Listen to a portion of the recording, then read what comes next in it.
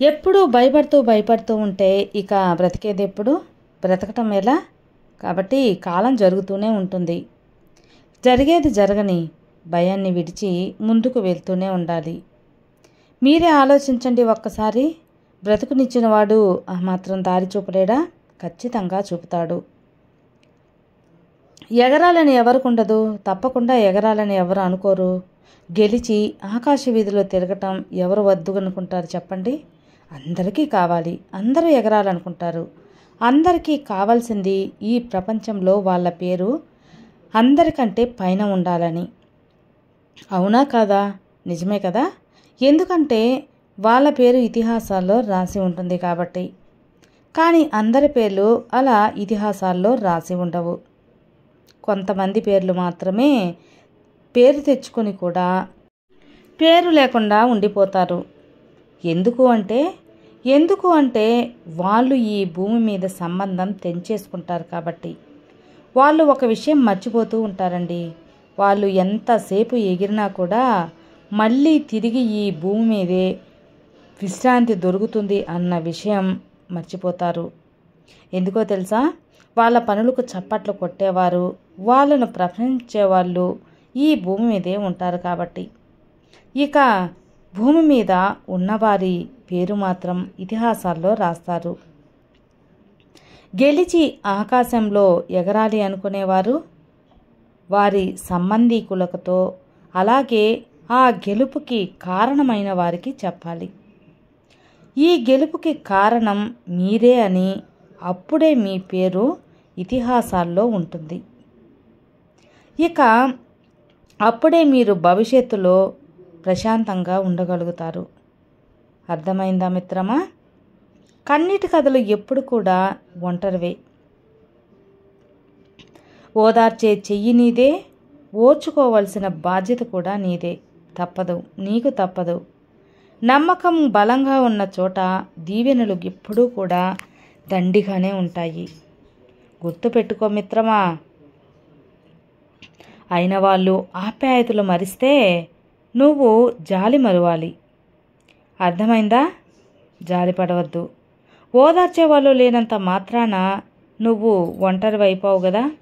ఖచ్చితంగా ఒంటరివి అయిపోవు. ఒక్క నువ్వు మాత్రమే నీకు ధైర్యం చెప్పుకోగలవు. నువ్వు కట్టిన గోడలు నిన్నే వెక్కిరిస్తున్నాయా? మరేం పర్వాలేదు. నీ పునాదులు బలమైనవైనప్పుడు ఇలాంటి అపవాదులు నిన్నేమీ చేయలేవు. ధైర్యంగా ఉండు. ఉరిమే మబ్బులు శాశ్వతమైతే ఆకాశంలో ఎప్పుడూ తన అస్తిత్వాన్ని కోల్పోయేది. జీవితము అంతేనండి. సమస్యలు బెదిరిస్తూనే ఉంటాయి. మనమే ఆ యొక్క సమస్యలతో దృఢంగా నిలబడాలి. నీ చుట్టూ ఉన్న వాళ్ళందరూ నీ వాళ్ళే అని మోసపోవద్దు. ఒక్కసారి వాళ్ళకి వ్యతిరేకంగా మాట్లాడి చూడు, వాళ్ళు అసలు రూపం బయటపడుతుంది. ఎవరి దగ్గర ఎలా ఉండాలి, నీ మనసు విప్పి అన్నీ చెప్పేయవద్దు. అన్నీ విని నిన్ను ఎక్కడ దెబ్బ కొట్టాలో తెలుసుకొని వారు అదును చూసుకొని గట్టిగానే కొడతారు. అందుకే ఎవ్వరిని కూడా ఎక్కువగా నమ్మవద్దు. మనవాళ్లే కదా అని అన్నీ చెప్పకూడదు. జీవితాలు ప్రశాంతంగా ఉండకపోవడానికి ఇదే మూల కారణం. ఈ కారణాన్ని నువ్వు ఎప్పుడూ మరువద్దు. నువ్వు మురిగే ప్రతి కుక్కకు సమాధానం చెప్పవలసిన అవసరం అస్సలు లేదు. తెలియని వారిని చూసి అరవడం వాటి యొక్క నైజం. అలాగే కొందరు మనుషులు కూడా నీ గురించి తెలియక నోరు జారుతూ ఉంటారు. వాళ్ళందరికీ కూడా జవాబు ఇచ్చి వాళ్ళ స్థాయికి నువ్వు పడిపోకు. నీ యొక్క మౌనమే వాళ్ళకి చెంపదెబ్బ అవ్వాలి. కాలం గడిచే కొద్దీ మన జీవితం మారుతుందో లేదో తెలియదు, కానీ మన చుట్టూ ఉండే వాళ్ళ ప్రవర్తన మాత్రం ఖచ్చితంగా మారుతుంది. భగవంతుడు ఎవ్వరిని కూడా ఊరికే దూరం చేయడు. అలా దూరం చేశాడు అంటే వాళ్ళ వల్ల బాధపడింది చాలు అని. ఇకనైనా సంతోషంగా ఉండు అని దూరం చేస్తాడు.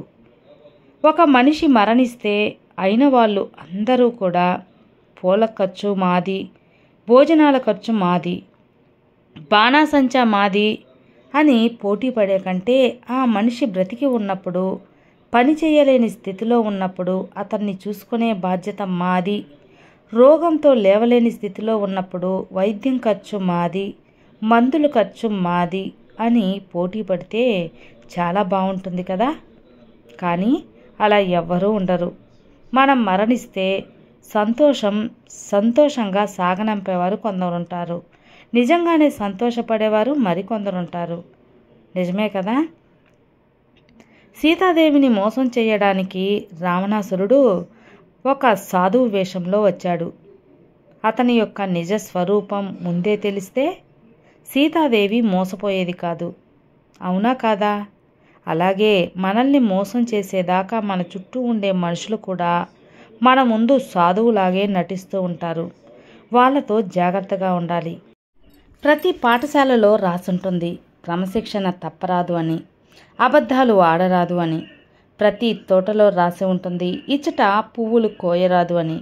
అలాగే ప్రతి మనిషి మానవ సహజంలో కేవలం స్వార్థం కోసం ఇతరులని మోసం చేయరాదు అని రాసి ఉంటే బాగుండేదేమో కదా.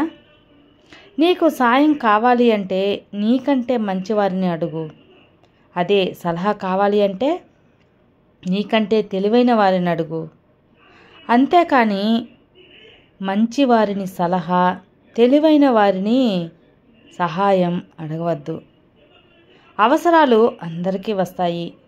నేను ఎదుగుతున్నాను, నాకు సంపద ఉంది, నాకు ఎవరితో అవసరం లేదు, రాదు అని కూడా అనుకోవద్దు. ఎందువల్లంటే ఏ సమయం అలాగే ఏ రోజు ఎలా ఉంటుందో నీకు చెప్పిరాదు కదా. కాబట్టి బాగా గుర్తుంచుకో. ఎవరిని ఎప్పుడు తక్కువ అంచనా వేయకూడదు, చులకనగా చూడకు. కొన్నిసార్లు మనం తీసుకున్న నిర్ణయాలు మన భవిష్యత్తుకి పునాదులు వేస్తాయి. మరికొన్నిసార్లు ఆ పునాదులను కూడా పెకిలించి వేస్తాయి. అందుకే ఏదైనా నిర్ణయానికి వచ్చే ముందు ఆవేశంతో కాదు, ఆలోచనతో ఉండాలి. తనకు శక్తి ఉంది కనుక తనను ఎవ్వరూ కూడా ఏమీ చెయ్యలేరు అనుకునేవారు కొందరు ఉంటారు. వారు ఇతరులందరికీ కూడా తీసి పారేసినట్లుగా మాట్లాడుతూ ఉంటారు. అలాగే మాట్లాడేవారికి ఎప్పుడు కూడా అసలు మంచి జరగదు.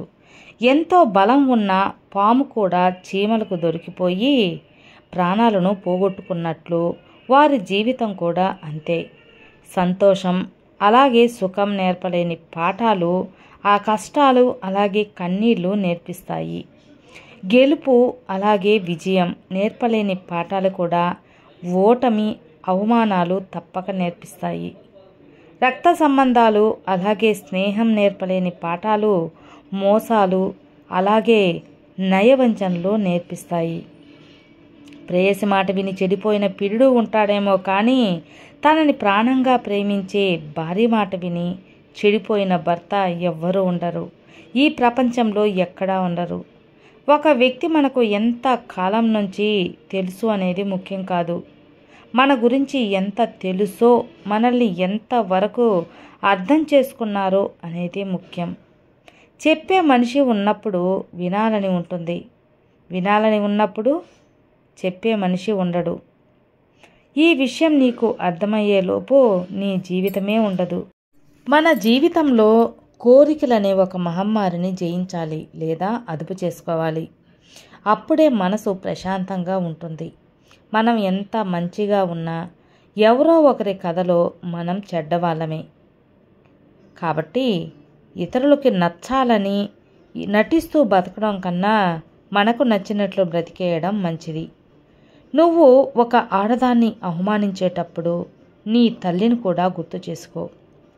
అలాగే ఒక ఆడదాన్ని ద్వేషించేటప్పుడు నీ తోబుట్టువుని జ్ఞాపకం తెచ్చుకో.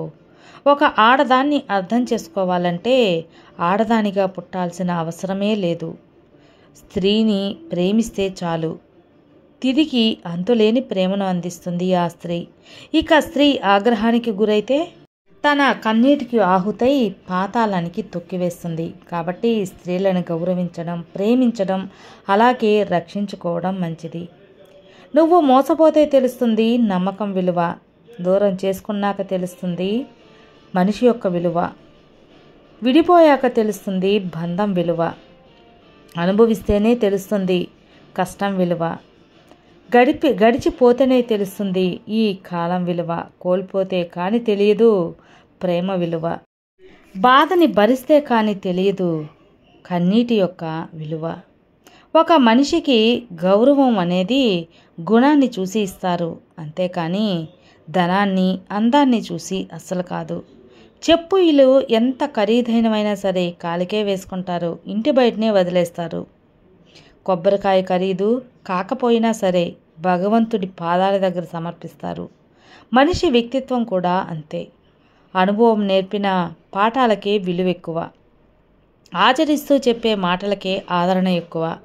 అలాగే ఇష్టంతో చేసే పనులకు విజయాలు ఎక్కువ. ఎదుటివారిలో మంచిని చూస్తే మనసుకు ప్రశాంతత ఎక్కువ. ఇవన్నిటినీ ఆచరించి తెలుసుకుంటే జీవితంలో సంతోషం విలువ ఎక్కువ. సంతోషంగా ఉండాలంటే మనం పాటించవలసిన విలువలని కొన్ని ఉంటాయి. వాటిని ఆచరిస్తూ ధర్మంగా, నిజాయితీగా, శ్రమను నమ్ముకున్న వారికి గెలుపు ఎప్పుడూ ఉంటుంది. విన్నారు కదా అండి. ఈ వీడియో మీకు నచ్చితే లైక్ చేయండి, మరికొంతమందికి షేర్ చేయండి. కొత్తగా మన ఛానల్ చూస్తే సబ్స్క్రైబ్ చేసుకోండి. మరో మంచి వీడియోతో మళ్ళీ కలుద్దాం. అంతవరకు have a good day friends. Thank you for watching. Bye.